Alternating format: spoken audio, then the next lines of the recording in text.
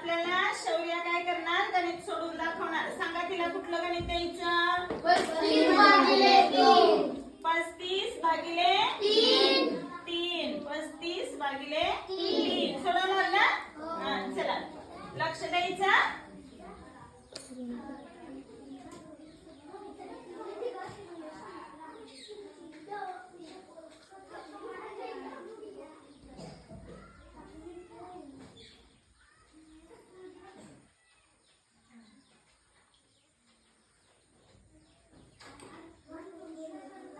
बरोबर केलं का तिने गणित.